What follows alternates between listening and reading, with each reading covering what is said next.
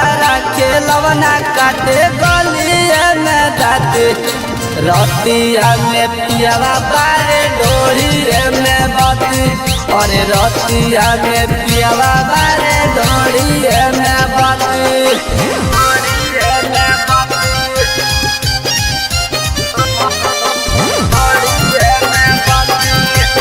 Mix by Shailendra बाबू।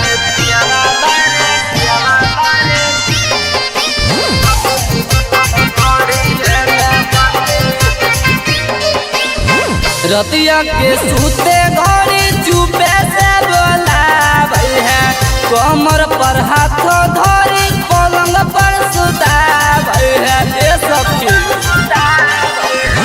रतिया के सूते घड़ी चुपे से बोलाबै है कमर पर हाथ धरी पलंग पर सुताबै।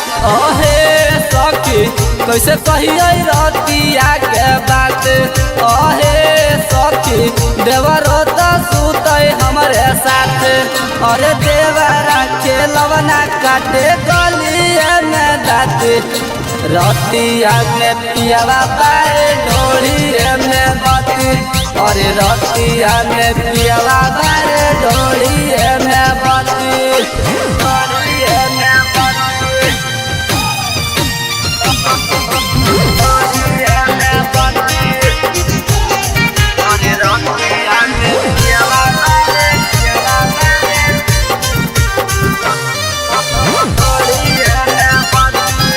Recording studio Sheikhpura.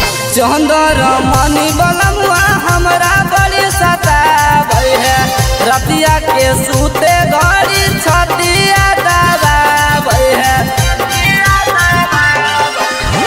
चंदर मनी बलमुआ हमरा बड़ी सताबै है रतिया के सूते घड़ी छतिया दबाबै। ओहे सखी लगो हो कई मर गेलै मती ओहे सखी रोज रोज करे दुरागति और देवरा खेलवना काटे गलिए में दाते रतिया में पियावा बारे डोरिए में बाती और रतिया में पियावा